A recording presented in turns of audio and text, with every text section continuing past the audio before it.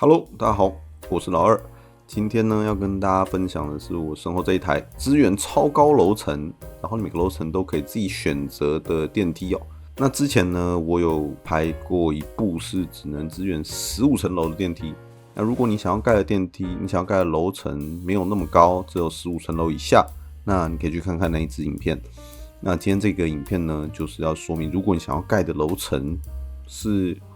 20-30层楼，甚至99层楼，那这台电梯呢都能够满足你的需求。那今天会先花一些时间来介绍它的原理。那如果你了解它的原理，你在盖的过程中呢，其实遇到问题也比较知道该怎么去排除哦。好，让我们来看一下。首先，我们透过我们的那个楼层是透过讲台跟书籍去设定10位数跟个位数两个输入来组成你要去的楼层。你想要去10楼的话呢，你今天这边就是在这边选10位数选1，那个位数选0，就是10楼。那为什么这样设计呢？我们来看一下讲台它的工作原理。讲台这边呢，后面放上比较器，上面放上一个15页的书，它才能够正常运作。如果你的页数是不等于15，那你工作起来实际上输入就会出问题，很有可能翻2页才去一个楼层，或者是翻1页去2个楼层的情况。那记得这边是15页，然后我们把前10页呢分别填上，从0开始填，0到9，第10页0到9。那它后面的讯号，如果我们这边选的是6，然后它是第7页，那实际上就会是1到7全部都有讯号。有没有看到第1格到第7格都有讯号？那这个实际上代表的就是我们要去第6楼的部分。如果它在个位数的话，那我们今天后面就是用这种方式来做个位数跟10位数的输入。但实际情况呢，你可以看到我们后面的结构，它这个这边放了一格方块，那隔着一格方块一样是比较器也可以读取到前面的讲台。我们先隔一个方块，那这个主要是美观考量啊，你前面就看不到比较器。那比较器它的讯号并没有往后传，你可以看到后面的讯号是暗掉的并没有真的往后传，是因为我们这边放了一个史莱姆方块的隔绝层。那它这个史莱姆方块呢是4格史莱姆方块，它被这个粘性活塞往下推了，所以它的讯号并没有往后传。那今天如果当你进了电梯，踩了这个压力板之后呢，讯号才会往后传。你可以看到它这个史莱姆方块呢就被拉起来了，然后它前面你书籍选的这个讯号就会往后传。那这边有一个，可以看到这边有一个2个漏斗对接的计时器。当你今天踩完了它的压力板，我们来看一下压力板那边的讯号怎么串过来的。压力板这边呢，实际上是这个方块底下，压力板踩到这个方块充能，底下有一个红石粉。那这红石粉要记得它是十字的状态你如果不小心点到变成这个圆点状的，就会失效，所以你要把它确保它是十字状态的。它会去充能后面这个方块。后面这个方块呢，我们来看后面这个方块底下呢会有一个它的刚刚看到后面这个方块是这个方块被充能。那因为这边是水，所以我就不打开水在这里它被充能其实是这个方块抱歉，这个方块被充能。那这个方块被充能之后呢，它的音阶盒也会受到充能。那我们用侦测器来看这个音阶盒，然后这个侦测器看着这个侦测器，它的讯号就往上传，然后这个方块就会被充能。当这个方块被充能的时候，这个活塞呢就会去推动这个红石方块。红石方块被推开，它会推到这个位置我模拟一下它的推开的情况它被推过来了，那这个粘性活塞就拉起来，会把这个整排的史莱姆方块往上拉。这是相当于你踩了那个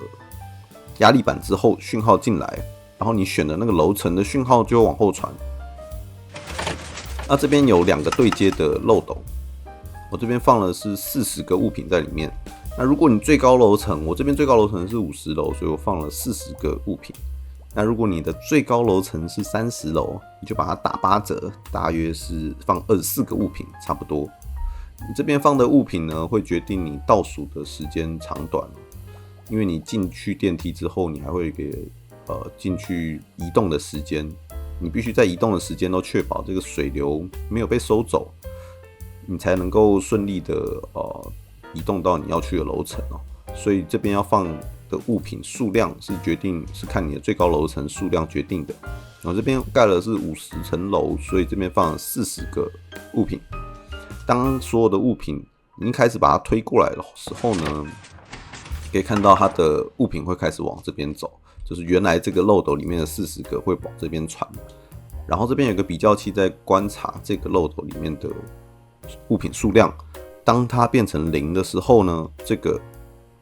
同时比较器会发生状态的变化。然后这个它上方有一个侦测器在看着这个比较器，然后这个侦测器又看着这个侦测器，它会去充能这个方块，这个方块就会去触发这个活塞，把这个红石方块推回去，恢复到最原始的位置。那这时候你楼层的讯号呢就会被切掉，切掉之后呢，那个水就会被收回去。那这边利用的，当我们这个楼层的讯号进来的时候呢，可以看到它后面的讯号，这边是个位数的讲台，那这个是10位数的讲台，他们会分别传递你选择的那个内容啊。我们刚刚选择的是10楼，所以是0跟1，虽然看到它亮2格，那10的话是0，那个位数是0，就只有0的这个亮，它其实分别代表是0到9，0到9。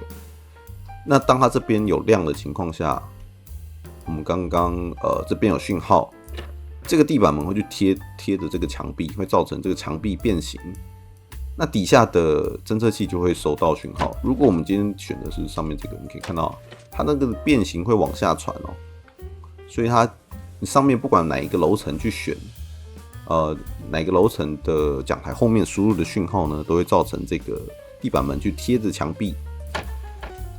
然后后面就会造成有讯号往下传。那我们来看一下今天这个贴着墙壁的之后呢，这个讯号往下传，会去推动，会去触发这个粘性活塞，它会去把这个史莱姆方块粘着的红石方块往后推，那讯号就往这边传哦。那为什么这边要放用史莱姆方块来传递讯号呢？我们来看一下这个，主要是讯号传递速度的考量。如果我全部都用侦测器去传递讯号，它的速度会比用史莱姆方块传递讯号来得慢。我们来看一下这个，同时给他们的输入讯号。先回复到全部都按掉的情况哦。我们这边同时给它输入讯号，可以看到右边先亮起来，左边才亮起来。右边先按掉，左边才亮起来。那么它这边其实会有一个延迟的时间差。我们改用史莱姆方块呢，跟蜂蜜块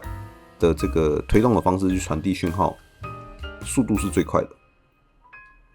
那为什么这边基本上使用史莱姆方块跟蜂蜜块交替使用的原因，就是因为这2个方块它不会互相粘哦，所以我们可以把它并排贴在一起。所以今天当这个推动的时候，它不会受旁边这个影响。但是要注意的是，后面这个红石方块还是要上下交错放，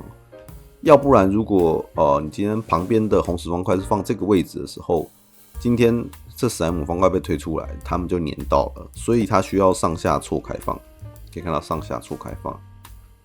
那这个讯号呢，会传到这个红石中继器，它会去充能这个地板门。那这个地板门原本它往上贴着的时候呢，你可以看到它上面的音架是属于相当于放在一个完整方块上，它音架是没有变化的。那如果它变充能打开了，这个音架相当于悬空了。当它悬空的时候，这个音架上方全部的音架状态都会受到改变。我这边有装一个材质包方便做红石以及影片讲解的时候去看，可以看到是数字1，代表它的音架状态受到改变。原版是没有这个数字显示的，这需要去装材质包才有。来，接下来讲楼层后面这个详细的串接哦。那我这边先看2楼好了。2楼的个位数，它这边读取的是在个位数的这排音架后面，它是读取第3格，因为是0、1、2，可以看到它的侦测器去读取了第3格。那第3格讯号会传到后面。那10位数呢要去读取的，如果我们看到的是2楼，它10位数要去读取的是10位数0的音架，也就是第一排的音架。所以当它有讯号亮起来的时候，它这个方块被推出来，然后个位数是2的讯号进来的时候呢，就会传递到后面去推动活塞放水，推动粘性活塞带动这个红石方块去带动这个发射器放水。那这是当我们选择是0、2的时候，2楼要放水。那我们今天如果选的是10楼，输入的讯号是个位数是0， 10位数是1。在这种情况下，个位数是0， 2的这个侦测器并不会收到讯号，但是我们实际上2楼也是要放水，因为我们选的是10楼的话，其实是10楼以下全都要放水，2、3、4、5、6全部都要放水。但是我们的2楼并没有讯号进来，那我们0这边会有讯号，我们选的是10，那0一定会亮起来，0这边会推动这个方块往后推，没错，但是2这边个位数没有讯号。所以我们这边要再额外做一个机制，就是当我们10位数是大于原本看的这个楼层的时候呢，相当于个位数也要有讯号，它才会放水。所以虽然说是2楼，但是我们还需当我们选择是10的时候，它还是必须要放水。那我们来看一下，所以我们这个楼层又多看了下一位10位数下一阶的讯号，也就是这个10位数是1的这个讯号。就是10位数这一排音架，它对应的是第2层啊。10位数的音架其实它就是读取这面墙嘛。我们10位数的音架，10位数的讲台在这，它贴的这面墙是10位数的讯号墙。那一样，它传递讯号，它观察它的侦测器，那会去传递这个粘性活塞，会去推动这个方块。那这个方块改变了是位置，就会去改变这个音架上面的状态，所以这是10位数的音架墙。那底下是刚刚看到的是个位数的音架墙。那我们10位数音架墙在2楼这边，它除了看第一个10位数是0的位置之外呢，它还需要再去看10位数是1的位置，也就是当我们今天选的是10楼、20楼、30楼等等，那这1也都会亮起来。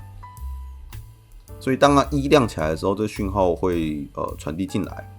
侦测器，然后它去充能这个方块。这个方块后面呢有一个中继器，稍微延迟，可以看点2格延迟，并没有点满哦。这个延迟会去充能，延迟之后会充能这个方块，这个方块会去充能底下的红石粉。它这个作用相当于是个位数的线路也被充能的概念，也就是当我们选的是10楼。2并没有被充能，个位数的2并没有被充能，但是我们透过10位数的1的部分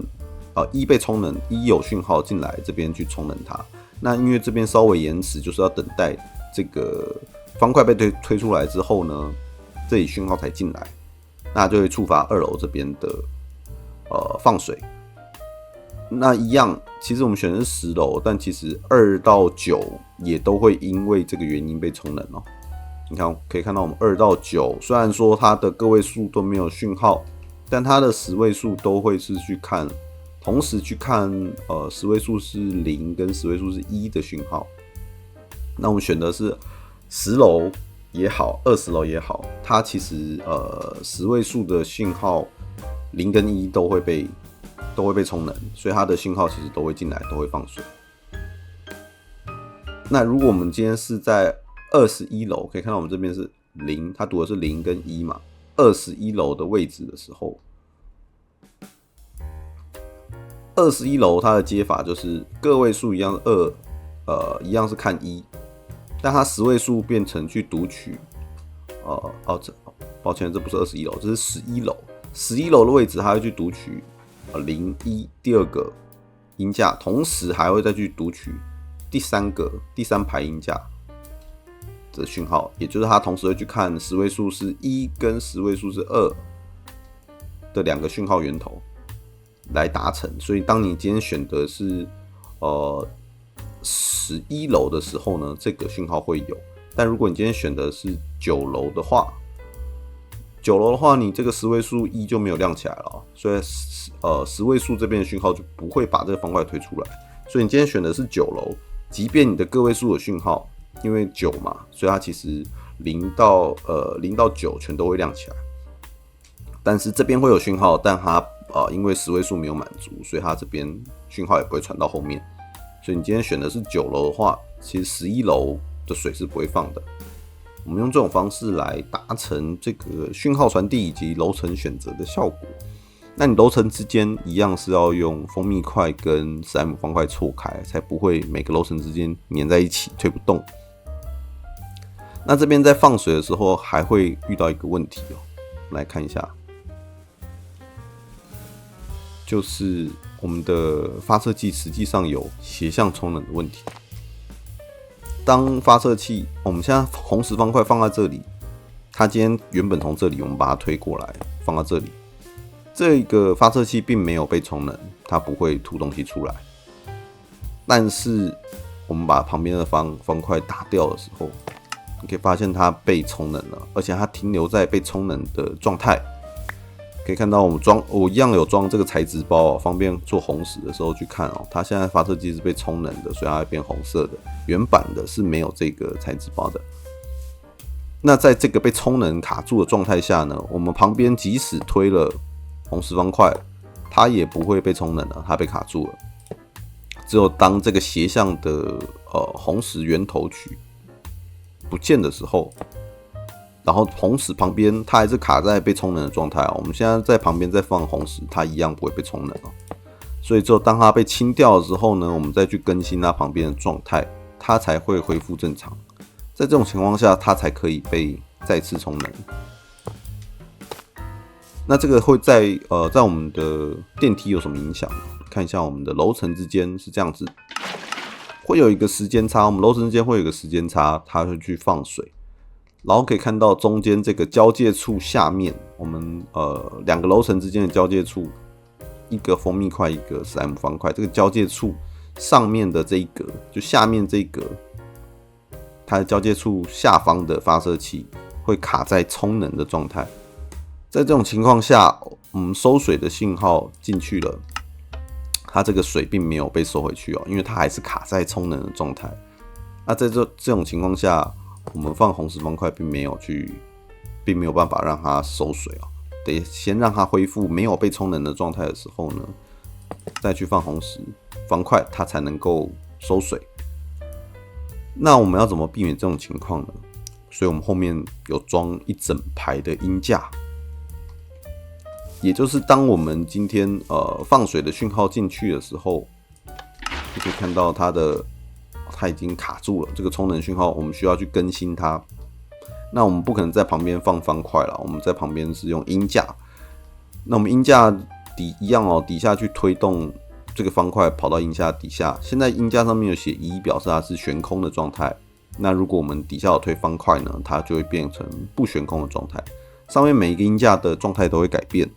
那同时也会去改变发射器的状态，它会去更新旁边的方块。可以看到它现在就恢复正常了，它这个底下的这个就没有卡在充能的状态了。那主要就是我们更新了整排音架，那整排的发射器其实也都被更新了。这时候再去收水，它就可以正常收水，把水收掉。然后你可以看到它又卡在充能的状态了，所以我们再去更新一次音架，它就正常了。那我们在我们原来的电梯里面这样的设计，就是放在发射器的后方。我们看到我们的发射器的后方，你可以看到有的发射器，尤其是楼层交界处，这个交界处它卡在了充能的状态。但是当我们下一个讯号进来的时候呢，它会去看底下这个是看10位数是0的讯号。那我们所有的楼层10位数基本都会是0都会有讯号所以它这个讯号会优先进来推动这个方块去更新整排的讯号。实际情况会先更新这个，然后再把它拉回去，然后你就会发现，全部的都被更新了。那因为这个讯号的速度比较快，它会先更新，然后其他楼层的讯号呢，个位数的会比较晚进来，才会去放水。这个时间差刚好就可以让它在每一次讯号进来前呢，都去更新一次发射器的状态，避免它没办法顺利的充能。好，最后就是最后一个设计的细节呢，就是这个红时灯的部分。那今天我们进去电梯，我们还会肯定会从某一个楼层走出来。那如果那个楼层我们出来的时候也会再踩到那个楼层的压力板，那就会在水还没有被收回去之前，我们又触发了别的楼层的信号，所以我们装了这个红时灯的机制就是当红时灯灭掉了的情况下，我们是其他楼层去踩这个压力板是不会去触发，不会让它这个讯号触发，不会让这个史莱姆方块拉起来的。也就是那个楼层的讯号是不会在收水之前传出来的。那它的机制呢，就是透过这边这个地板门的设计，可以看到它这个方块个位数的方块，当它任何一个楼层有讯号进来的时候，这个地板门会被充能，这个方块会被充能，这地板门会变成这个形状会被打开，它会去贴着这面墙，然后这个墙一样透过墙壁来传递讯号，它传到最底下会去充能，透过这个侦测器去看墙壁，它去充能这个粘性活塞，这个粘性活塞会把这个方块推动，然后去刷新这个音架的状态，所以整排的音架状态都会受到影响。我们看到，那这个音架受到影响的时候，这个侦测器就会读到讯号，它会去充能这个铜灯。这铜灯是 1.21 新增的内容那它如果说要充能的时候，它旁边的比较器就会关掉，那它的讯号就会去这边这格后面是铜灯，可以看到我们这个是铜灯，所以它会灭掉，它本来是会亮起来的。然后这个红石火把呢就会亮起来，它本来是暗掉的，它亮起来之后呢，就会把这个粘性活塞推出去，然后这边这个活塞就会被推走。那原本这个活塞是你踩压力板，它会把这个红石方块往后推的。那因为它现在被推走了，所以它远离了这个充能方块，你现在再去踩压力板也都不会去，进电梯或出电梯踩压力板都不会去推动这个红石方块，相当于全部的电梯都被锁住了。你现在进出电梯是不会去传递讯号的，不会再触发整个电梯的机制，直到这个倒数讯号，你原本进出电梯的那个倒数讯号结束了，然后原本我看一下原本这里有充能的地方呢，它恢复了。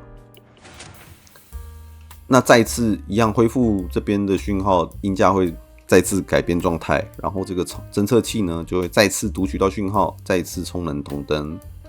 然后这边的铜灯就会变成亮起来的状态。那比较器就会有讯号，有讯号呢，前面的红石灯会亮之外，这个红石火把会灭掉。你每个楼层的红石火把都灭掉，那这个时候粘性活塞就会把活塞再抓回来，在这个时候你再去踩压力板，就有办法再去触发下一个电梯的机制作用循环。那如果你玩的版本不是 1.21，那其实也没必要用这个铜灯这铜灯只是我想试试看 1.21 的新的元件。你这边其实可以用粘性活塞我找一下粘性活塞跟一个红石方块来取代。这边只要用粘性活塞往这边推，然后这个比较器换成这个红石方块，所以当你这边地板门进来的时候，可以看到它一样是可以有一个机制是可以把这个红石方块拉回来的，那这边就会灭掉，你的前面红石灯呢就会灭掉，一样，那这个红石方块就会这个粘性活塞就会把活塞推走，机制是一样的，作机制是一样的。那我们把它换回铜灯跟比较器，铜灯跟比较器。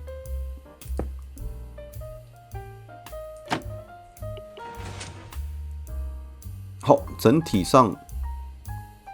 这个电梯的设计就是这样，然后每个楼层的盖法只有1楼不太一样之外呢，其他的盖法都是一样的。好，今天的讲解呢就到这边，我会把这个地图档放在影片的说明栏下方，那大家有兴趣可以去下载来看哦。那如果你还有什么地方不懂的，欢迎留言，我会尽可能的解答你们怎么盖。那因为这个原理知道之后，要再盖就不困难了。那如果你对这类的题材感兴趣的话呢，欢迎你订阅我的频道。那如果你有其他想法，希望我去尝试看看的呢，也欢迎留言跟我说。接下来是建造的教学，影片速度比较快哦，如果看不清楚的话，可以把它放慢来看。